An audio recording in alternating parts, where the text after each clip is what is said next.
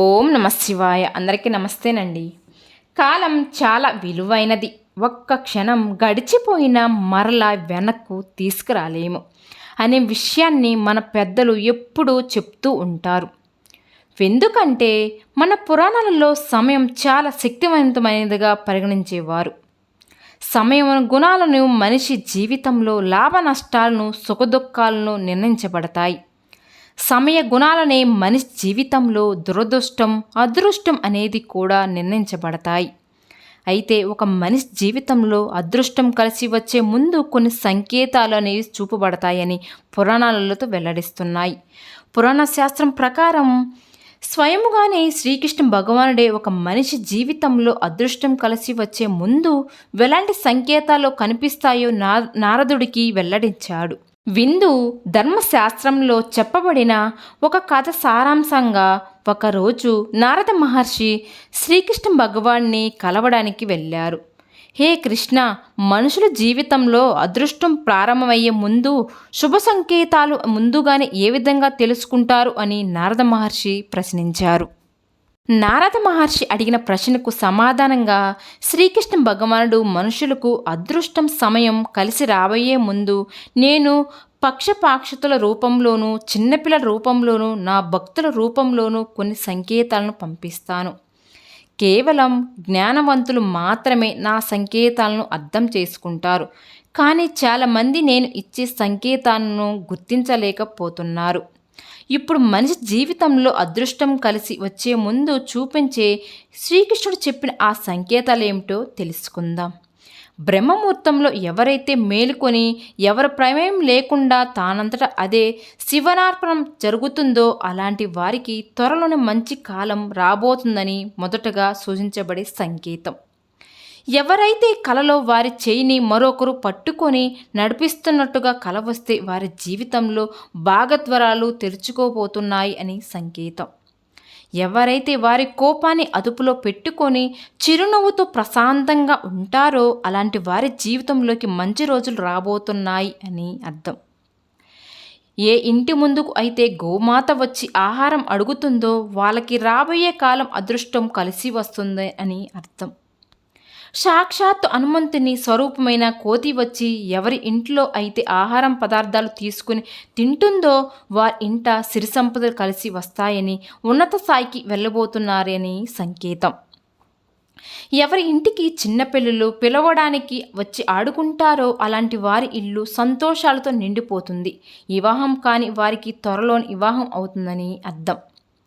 ఎవరికైతే ఆరతి ఇచ్చే సమయంలో భగవంతుని స్వరూపం చిరునవ్వుతో కనిపిస్తుందో అంటి వారి ఇంట అష్టైశ్వర్యాలు కలగబోతున్నాయని అర్థం. పురుషుడు కుడి చెయ్యి, ఆడవారు ఎడమ చెయ్యి అదృష్టవంతుడు సంకేతం కనిపిస్తే త్వరలో వారి ఇంట శుభం కలుగుతుందని అర్థం. ఏదైనా ముఖ్యమైన పని మీద బయటికి వెళ్ళే సమయంలో గోమాత కానీ సాధువు కానీ ఎదురు వస్తే వారు అనుకున్న పని విజయవంతం అవుతుందని కథలో శ్రీకృష్ణుడు నారద మహర్షితో వెల్లడించారు. ఈ 5 సంకేతాలు కనిపిస్తే ఇంట్లో డబ్బుకు కొరతే ఉండదట. కప్పలు, పాములు, చీమలు ఇంట్లోకి వస్తే ఏ చికాకు పడడం భయపడడం చేస్తూ ఉంటారు కదా. అయితే అవి ఇంట్లోకి రావడం ఎంతో శుభకరమని ఎంతమందికి తెలుసు? అవును, శాస్త్రం ప్రకారం ఇవి ఇంట్లో ఉంటే ఆ ఇంట సుఖ సంతోషాలకు కొరతే ఉండదు.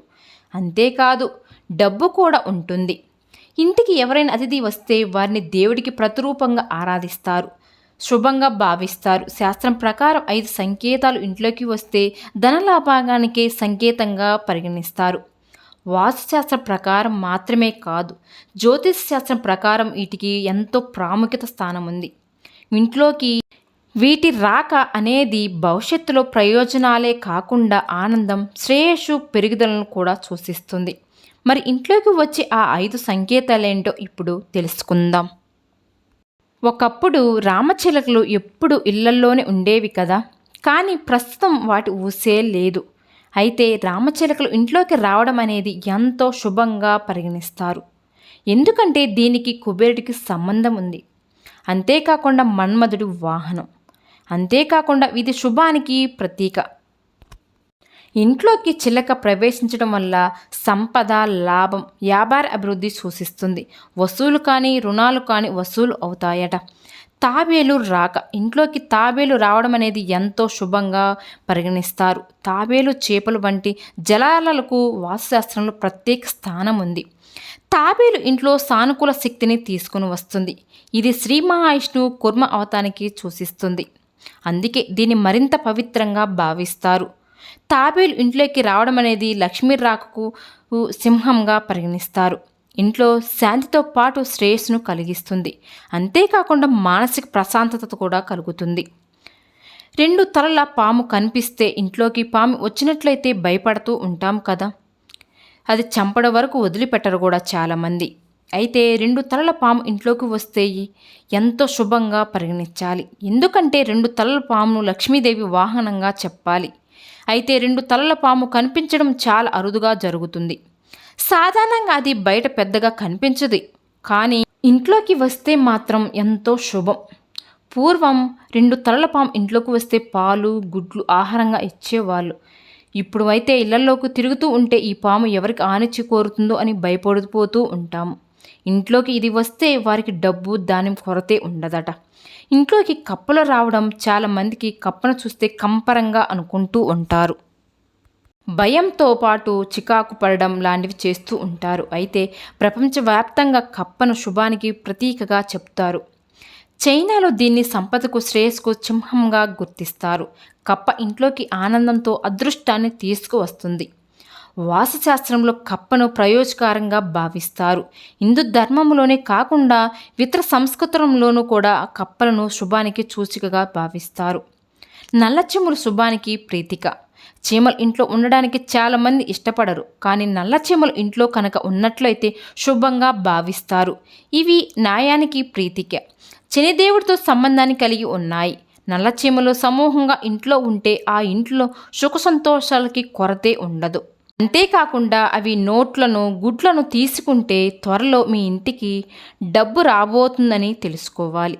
నల్ల చీమలు ఇంట్లో ఉంటే ఆర్థిక సమస్యలు అస్సలు రావని శాస్త్రం అయితే చెప్తున్నాయి. ఈ వీడియో కనుక నచ్చితే ప్లీజ్ లైక్ చేయండి ఫ్రెండ్స్. మరిన్ని వీడియోల కోసం మా ఛానల్ని సబ్స్క్రైబ్ చేసుకోండి.